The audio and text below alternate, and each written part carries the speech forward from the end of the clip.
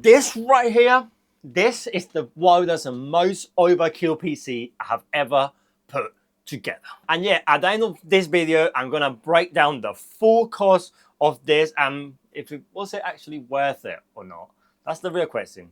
So if you are into, well, clean PC builds, next gen gaming setup, or just want to see what happens when you push a system like this to the absolute edge, you already know what to do. Hit that subscribe button down below, ring the bell notification.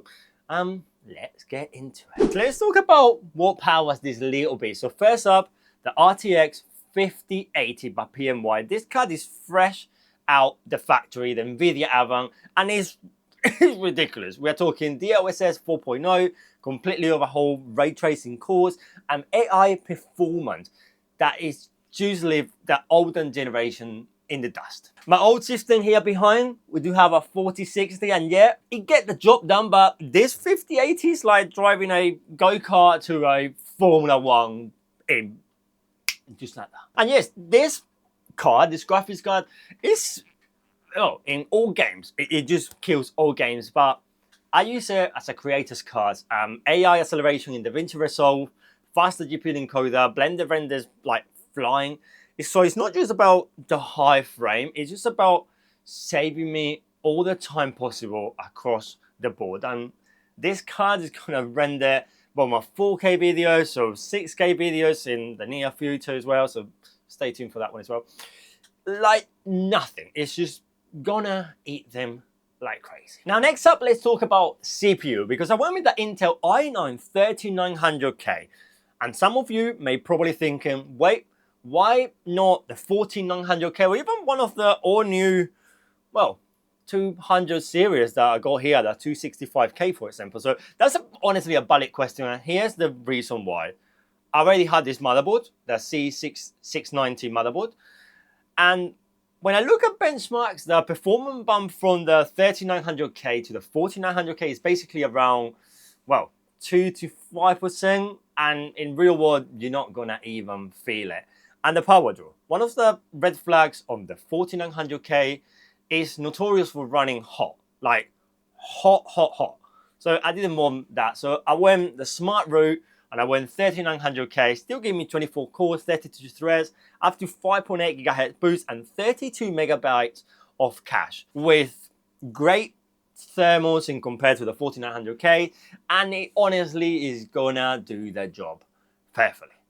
Now, obviously with a chip that draws up to 253 watts, cooling was needed, and you know me, I need to stick around with my old Noctua NXD 15 in black. I went with the black Chromax with the white chroma shields at the front, and it just looks so good. I went with 7 fans of Noctua all around the case as well, and airflow is on point in this case. The airflow that comes straight out of the box and how it's all configured, it looks incredible. It just blew my mind how much engineering went into this, but it looks brilliant with platform, white design, and I want something that was able to render 6K, and it didn't need to double check how was the temperatures. This is super quiet, runs super quiet, it looks super clean, it's all black and white, super stealth. Let me move to the motherboard as well, because I did mention, well, this is the MSI MAG Z690 Wi-Fi DDR5 board. So nothing flashy here, but as I said, DDR5 support, PCIe 5 Gen, good VRAMs, it's stable BIOS, and it does have a 2.5 gigabit Ethernet. So it's brilliant to connect to my NAS, where all my raw data from this shoot are going to be. So it's brilliant.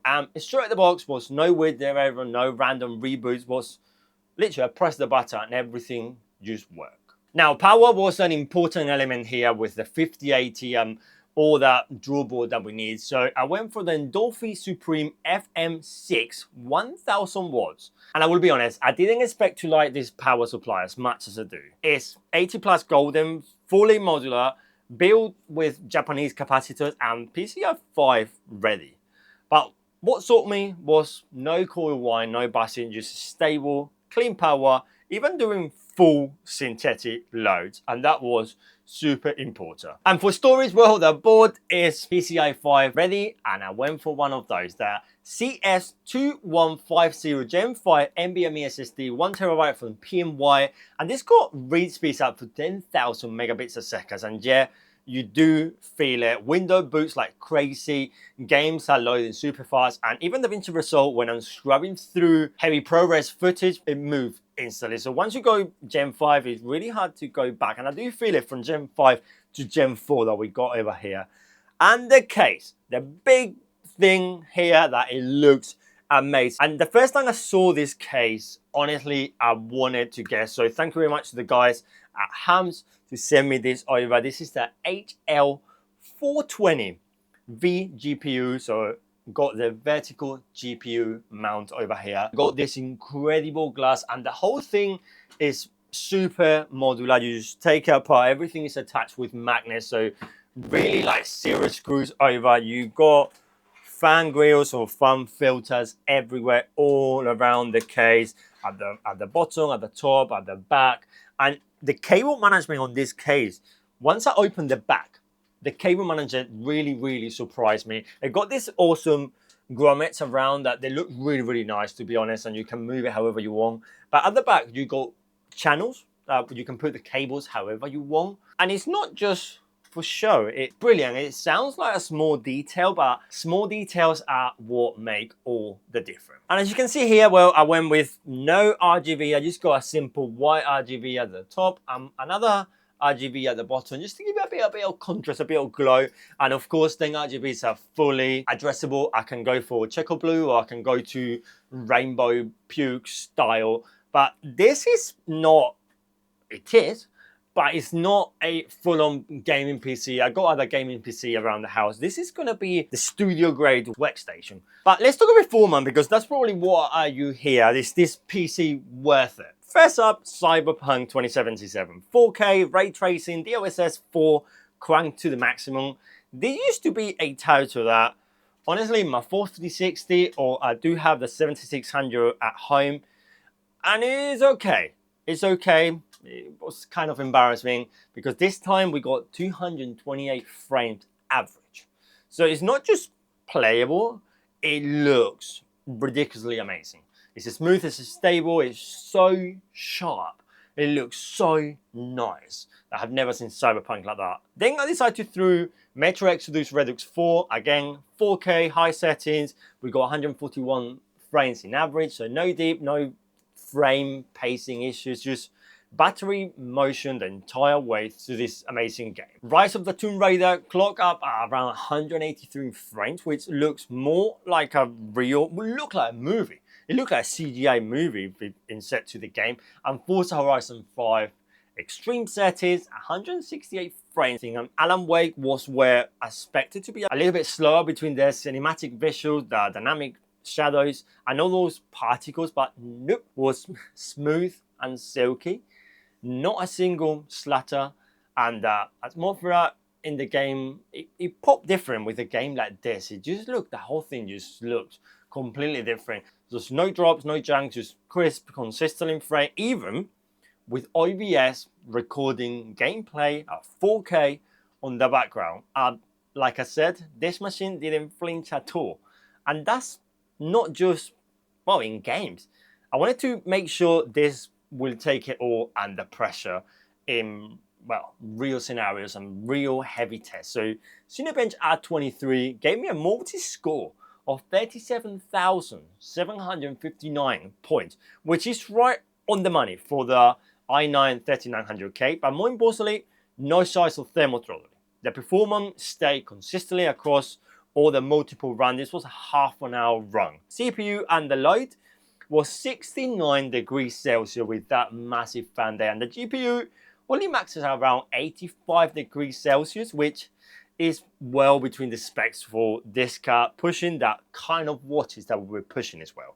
Hey, 3D Mark times SPI came at 27,060. That's better than 99% of systems on the chart. So it was absolute top tier performance. On the bottom line, like, this is not just built for performance. Like I can have a full-on water cooler and lights and everything. This is just, it looks like a piece that is supposed to be in a museum. It runs games. You're able to edit audio with this PC running, not picking up any noise. So that's the kind of balance between the power and the silence. I can do 6K, 8K in DaVinci Resolve 20, that all new one. And this setup is honestly been a dream.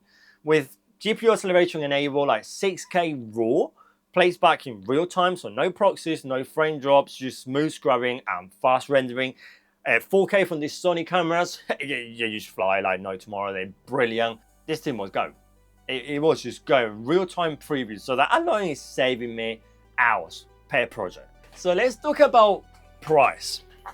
Because all in, this build, how I got it here, came just under £4,000. And yeah, that is a lot.